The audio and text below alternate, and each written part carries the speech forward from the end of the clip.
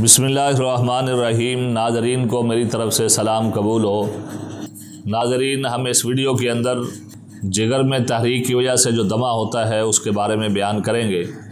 इससे पहली वीडियो के अंदर हमने दिमाग में तहरीक की वजह से जो दमा होता है, जिसकी वजह से इंसान के सांस में मुश्किल पेश आती है, वो बयान किया था।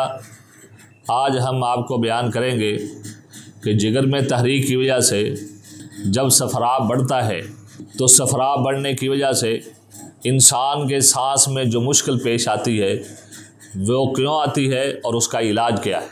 तो नाज़रीन, जब जिगर में तहरीक पैदा होती है और उसके साथ साथ खुश्की भी होती है तो जिगर जो है अपने सफरा को पैदा करके अपने अंदर स्टोर कर रहा होता है। जब सफरा हद से ज़्यादा स्टोर हो जाए और उसका इखराज बंद हो जाए, वो खारिज ना हो रहा हो, इसकी वजह से इंसान को पेशाब कम आता है, बल्कि वो पेशाब खून के अंदर ही मिल रहा होता है, खून के अंदर ही साथ साथ चल रहा होता है, जिसकी वजह से इंसान का खून गाढ़ा हो जाता है।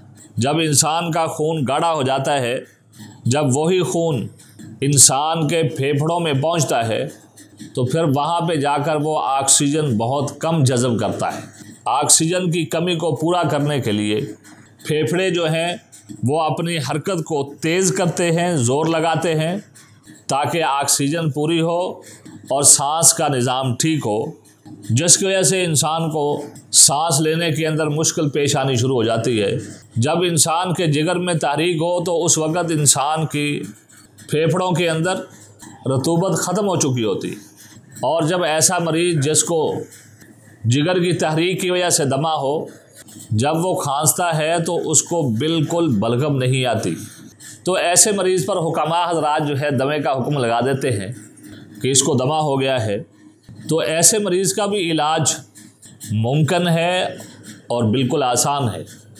ऐसे मरीज़ का जब हमने इलाज करना है, सिर्फ़ उसके जिगर में जो सफराव पैदा हो रहा है और जिस्म में स्टोर हो रहा है उसको खारिज करना है।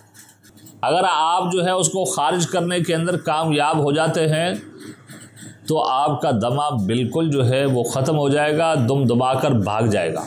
लेकिन सबसे पहले आप तशखीस करें कि वाकया ही ये जिगर में तहरीक की वजह से दमा हुआ है, तो वो आप नब्ज़ चेक करें।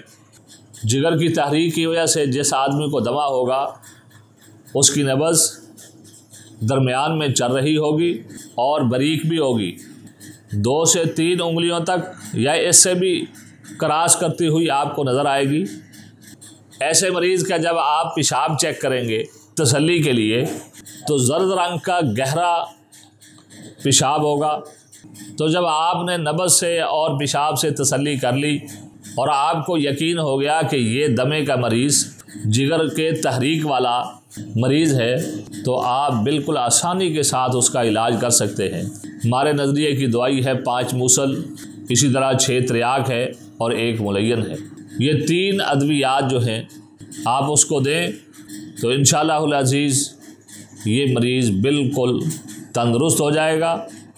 ऐसे मरीज़ को आप खाने पीने के लिए मूली, गाजर, शलगम, कद्दू, टिंडे, इस तरह की जो है चीज़ें वो दे सकते हैं।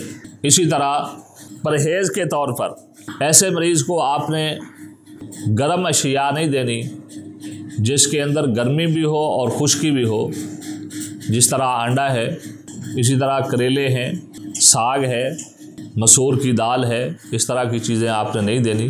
तो जब आप परहेज़ भी करेंगे, अद्वियात भी खाएंगे और बताई हुई जो है ग़िज़ा भी इस्तेमाल करेंगे तो इंशाअल्लाहुल अज़ीज़ आपका ये जिगर की तहरीक की वजह से जो दमा है ये बिल्कुल जल्दी ही ठीक हो जाएगा।